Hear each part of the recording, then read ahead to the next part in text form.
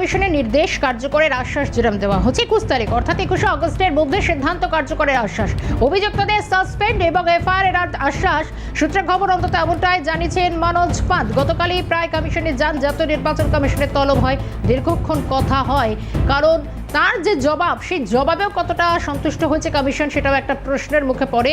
এবং 2 ইআরও এবং 2 এইআরওতে সাসপেন্ড বা যে নির্দেশ তা কার্যকর করা হয়নি কেন, সেই ব্যাখ্যা জানতে চেয়েছিল জাতীয় নির্বাচন কমিশন। গতকাল বিকেল 5টা নাগাদ তলব করা হয়, সকালেই উড়ে যান দিল্লির উদ্দেশ্যে। নির্বাচন কমিশনের নির্দেশ কার্যকর করা হবে এবং সেই আশ্বাস দিয়েছেন মুখ্য সচিব মনোজ কুমার পান্ত। নির্বাচন কমিশনের নির্দেশ কার্যকরের আশ্বাস। আরো বিস্তারিত জানবো, টেলিফোন লাইনে আমাদের প্রতিনিধি খালিদ জামাল রয়েছেন। খালিদ, কি তথ্য উঠে আসছে?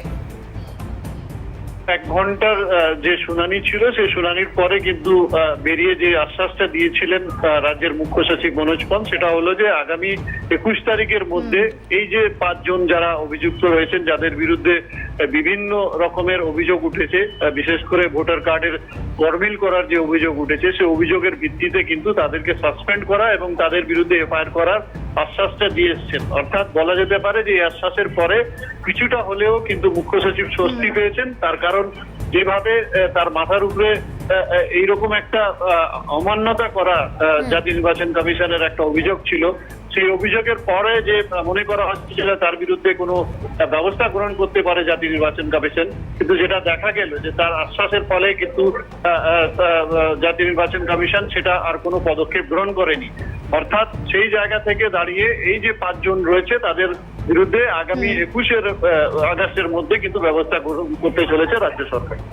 খালেদ, একটা বিষয় জানি, কারণ এখনো পর্যন্ত 21শে আগস্টের কথা বলা হচ্ছে, যদি তারপরও রাজ্যের তরফ থেকে উপযুক্ত পদক্ষেপ না গৃহীত হয় সেক্ষেত্রে জাতীয় নির্বাচন কমিশনের কোপের মুখে পড়তে পারেন মুখ্য সচিব। দেখো, যেহেতু তিনি সেই আশ্বাসটা দিয়ে এসেছিলেন সেক্ষেত্রে পদক্ষেপ গ্রহণ হবে না এরকম মনে করার কিছু নেই। তার কারণ হচ্ছে যে তিনি আশ্বাস দিয়েছেন বলেই কিন্তু তারপরে তিনি জাতীয় নির্বাচন কমিশনের পক্ষ থেকে তার বিরুদ্ধে কোনো ব্যবস্থা গ্রহণ করা হয়নি। তার কারণ হচ্ছে যে ঘটনাটা ঘটেছে সেই ঘটনায় মুখ্য সচিব সরাসরি কিন্তু কোনো তার ভূমিকা নেই, কিন্তু যারা নিচুতলায় যারা বিশেষ করে ডেটা এন্ট্রি অপারেটর রয়েছে তাদের উপরে কিন্তু নজরদারি চালানো, এবং তার পাশাপাশি আমরা যেটা দেখতে পাচ্ছি যে 2 জন এআরওর বিরুদ্ধে ব্যবস্থা গ্রহণ করার যে আশ্বাস দিয়েছিলেন সেই আশ্বাসের ফলে কিন্তু তার বিরুদ্ধেও কিন্তু কোন রকম ব্যবস্থা গ্রহণ করেনি জাতীয় নির্বাচন কমিশন। ধন্যবাদ থাকো খালিদ।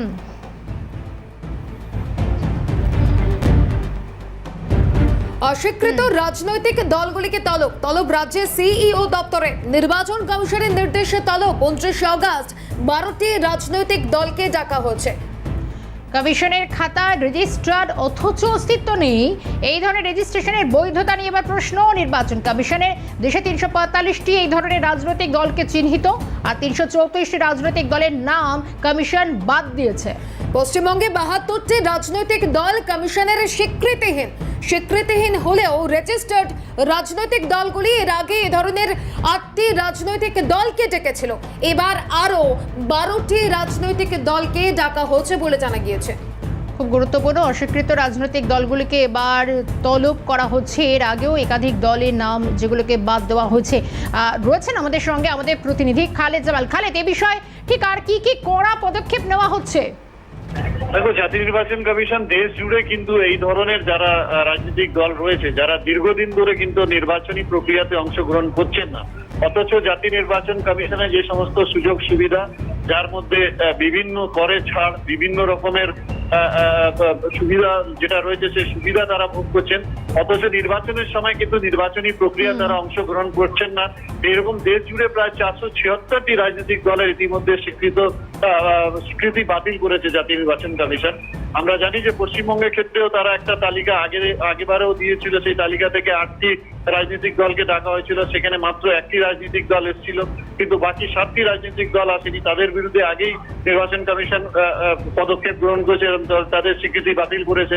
এইবার আবার 12টি রাজনৈতিক দলকে ডাকা হয়েছে, তাদেরকে আগামী 29 তারিখ সকাল 10টার সময় তাদেরকে ডাকা হয়েছে এবং তাদের শুনানি হবে। সেই শুনানি পর্বে তারা যদি উত্তীর্ণ হয়, তার কারণ হচ্ছে তাদেরকে বিভিন্ন নথিপত্র জমা দিতে হবে, আদৌ তাদের অস্তিত্ব রয়েছে কিনা, এরকম প্রচুর রাজনৈতিক দল। তবে খালি এখান থেকে একটা বিষয় তুমি বলছো, যদি শুনানি হয় সেই শুনানিতে যদি উত্তীর্ণ হয়, যদি এক্ষেত্রে উত্তীর্ণ না হতে পারে এই স্বীকৃতিহীন রাজনৈতিক দলগুলি, সেক্ষেত্রে কি কি ব্যবস্থা নেওয়া হতে পারে, কি কি পদক্ষেপ নেওয়া হতে পারে, সেই বিষয়ে কিছু স্পষ্ট করা হয়েছে?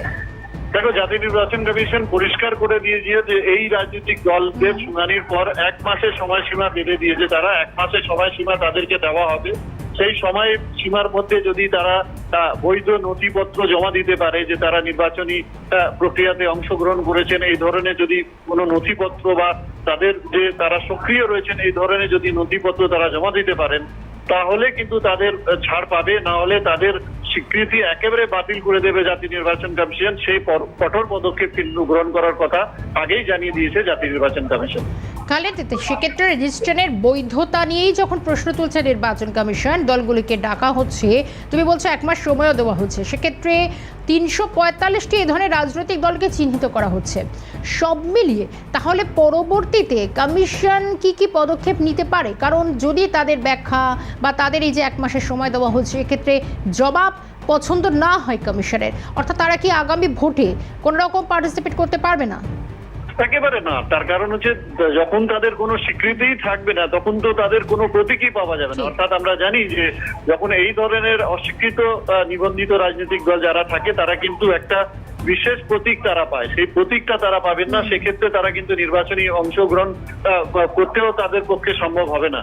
সেই জায়গায় কিন্তু জাতীয় নির্বাচন কমিশন বলছে যে যারা যারা নির্বাচনী প্রক্রিয়ার মধ্যে সক্রিয় নেই তাদের বিরুদ্ধে একেবারে পদক্ষেপ গ্রহণ করে তাদের স্বীকৃতি যখন বাতিল হয়ে যাবে তখন কিন্তু কোনো রকম সুযোগ সুবিধা তারা পাবেন না। যে সুযোগ সুবিধা আমরা দেখি যে করের ক্ষেত্রে সেই সুযোগ সুবিধা রাজনৈতিক দল পায়, এবং তার পাশাপাশি আমরা দেখি যে তাদের স্টার ক্যাম্পেনারের ক্ষেত্রে তারা সেই সুযোগ সুবিধা পায়, এবং এছাড়া অনেক পরিষেবা রয়েছে যেটা যার পরিষেবা তারা কিন্তু এই ধরনের রাজনৈতিক দল পায়। পরবর্তীতে কি ছবিটা হয়, বাকি তথ্য উঠে আসে, অত্যন্ত গুরুত্বপূর্ণ, নজর রাখো খালিদ। আপাতত ধন্যবাদ জানাবো।